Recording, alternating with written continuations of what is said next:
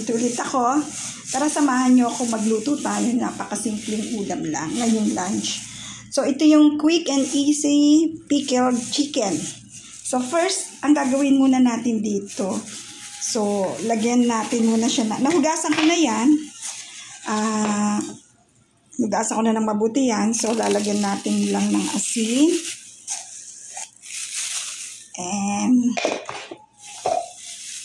And paborito ko yung leg part, kaya yan, leg part yan.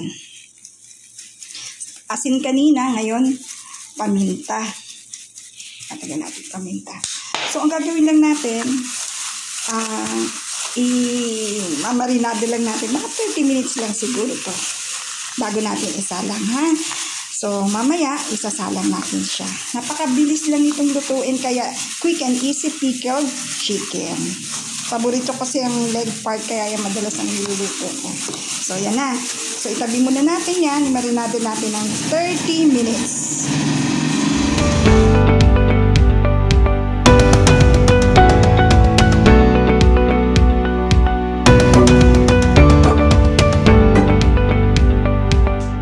So, next step, itong pickle, relish, nasa bote, lalagay natin yan dito sa kawali. Isang ganyang kalaki yung ginamit ko. Lahat yan uubusin natin. Okay?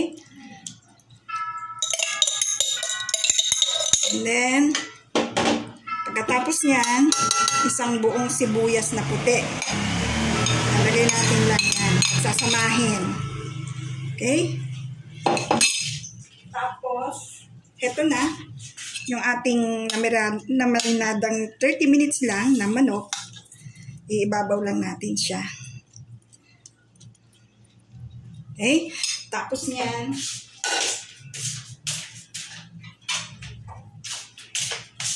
ating tatakpan yan. Tapos, bubuksan ko na yung apoy.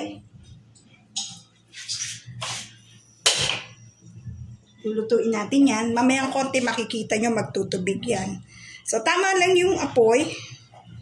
So, takpan lang natin. So, balikan natin mamaya. So, heto na siya.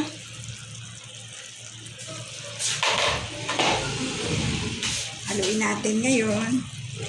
Nagtubig siya, guys. Ganyan talaga siya magtutubig. So, hahaluin lang natin siya. So, hindi pa yan luto. Hinalo ko lang siya.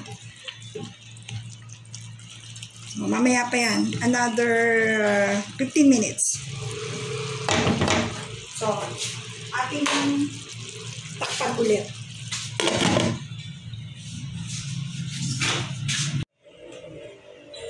So, heto na siya. Luto na siya. So, ating nang lalagyan ng bell pepper.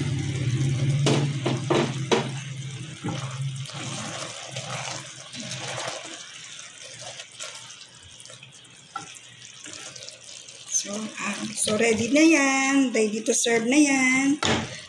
Luto na. Okay na yan. Kain na tayo.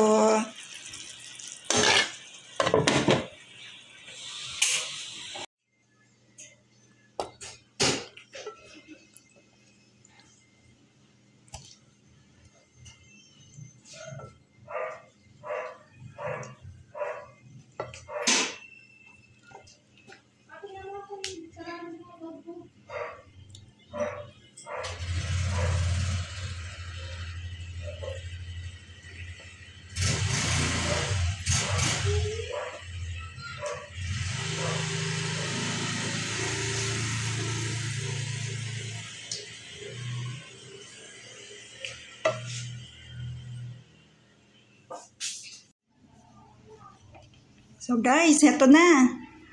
Tara, kain na tayo. Napakadaling lutuin lang yan. Quick and easy pickled chicken. Sarap ng sauce niyan. So lasang-lasa mo yung pickles niya. So next time ulit. Thank you so much for watching my cooking channel here in Course Simpleng Lutong Bahay. Bye! God bless sa lahat!